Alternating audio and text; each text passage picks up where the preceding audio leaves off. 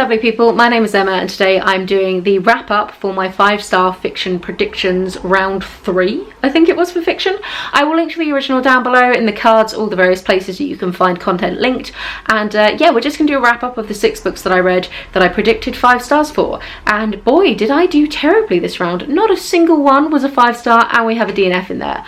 I'm bad at judging fiction. I'm so much better at judging non-fiction. So let's jump in. We're going to go just in order of like the list rather than in order that I read them. So the first one on my list is Playback by Raymond Chandler. Raymond Chandler is a kind of modern classic writer writing in, I believe, around the 50s. It's a crime noir book and it's basically following Philip Marlowe, who is a PI or private investigator, and it's sort of about dames and dolls and all sorts of under dealings, and it's all very kind of crime noir-y as such.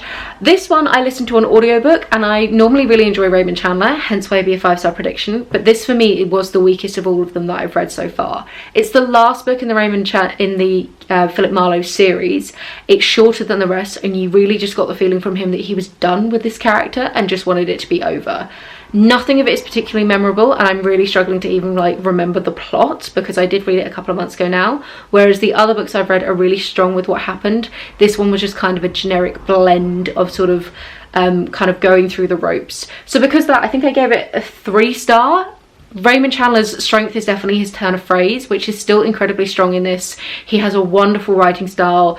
So many of the lines are just so like impactful and clever, but the actual like content behind the window dressing just wasn't there for me in this one. I do have a bunch more of his to read, which are earlier on in his career, where I think he still enjoyed Philip Marlowe a bit more, so I do think getting this one out of the way is kind of good, and then I can kind of fill in the gaps and read the others. The next book was my DNF. I recently DNF'd this. I've got about 50% of the way through and I just don't care, and that is The Last by Hanna Jameson. This is a post-apocalyptic book where or story where nuclear war has completely wiped out a lot of the population, and it's about this group of people who are staying in a particular hotel that's quite remote, and it's about them sort of coming together in this sort of post-nuclear apocalypse. It's also about they find a girl who has been murdered, who a young girl who would have been murdered just before the nuclear blast happened, and it's kind of the main character trying to work out who killed her, and this idea of like a race and sort of this isolated closed circle mystery. And the tagline is like, one of your number has blood on the hands, the race is on to find the killer before the killer finds you.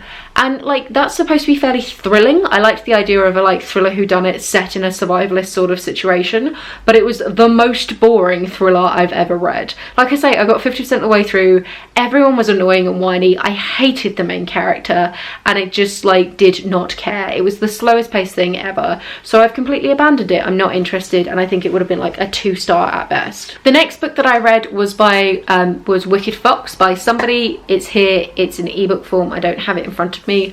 This is a paranormal romance. I think it's slightly YA as well potentially, or like NA, new adult. Do we call it NA or do we just call it new adult?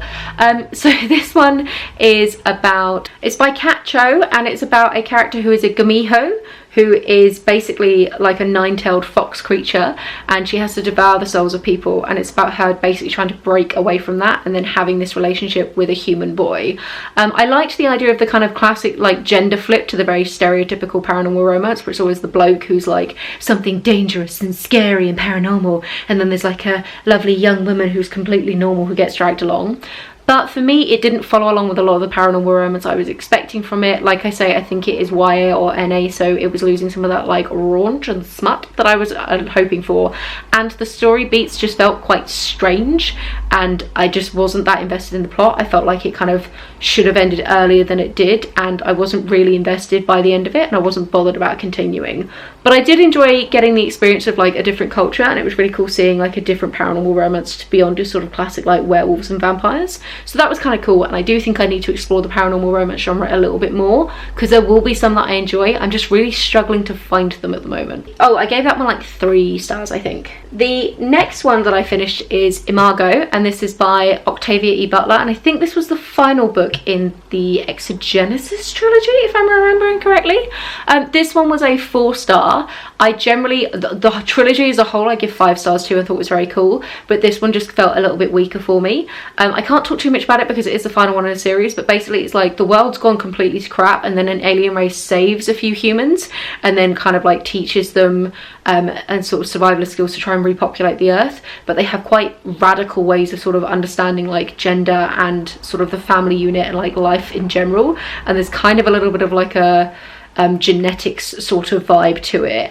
Really cool. Loved the audiobook. Think it's like Octavia Butler does some like fascinating stuff, but this final one followed a character that I wasn't overly invested in, and I felt was a little too removed from being human to get a lot of the human emotion that we wanted, and I didn't find it as satisfying a read. So I think that's why I gave it 4 stars, but the trilogy overall I think is a 5-star read. It's really strong and interesting. This is the thing that I do find is quite often if I am reading like a trilogy, a series, or like an author, I'm often making direct comparisons back to that author's work rather than like how much did I enjoy it as a whole. There's one coming later that was like a 3-star read, which actually I think is closer to like a 4.5 for my enjoyment of it, but in comparison to the other stuff that the author has done is a lot weaker, and I don't think that I'm very consistent with my star ratings, but hey ho.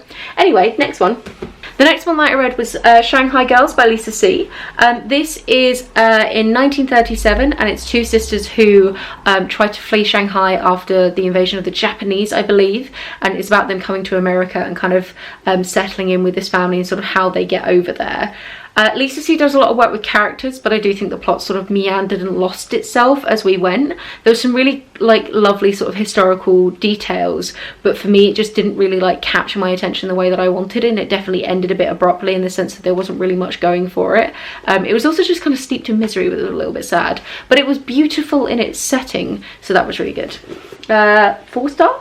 I think 4-star. And then the final one that I wanted to talk about is the Alchemist's Apprentice by Walter Moers. This is the one that like I really like Walter Moers. I had a good time reading this book, but in comparison to other Walter Moers books, it just was not as strong as I was hoping it would be. And this is about a crat, I think he is. Yes, he's like a cat, but he's a crat, and he can learn all languages. And he makes a deal with Goulion, that he's going to let Goulion drain him of his blood or his fat or something, basically kill him in a month's time after he's fattened him up and given him an amazing time, and it's about Krat trying to escape this. So Walter Moers does his like descriptions best. He like really invests in this kind of absurdist fantasy world that he has built, and it is in what city is this in? Malaysia, that's it, where like everybody's ill constantly, and this is kind of sort of fun way of understanding that. Since reading this, apparently this taps into like some kind of urban legend or like local folklore of some country in Europe, and I can't remember the details at all, and I should have definitely looked this up before I started talking on this channel.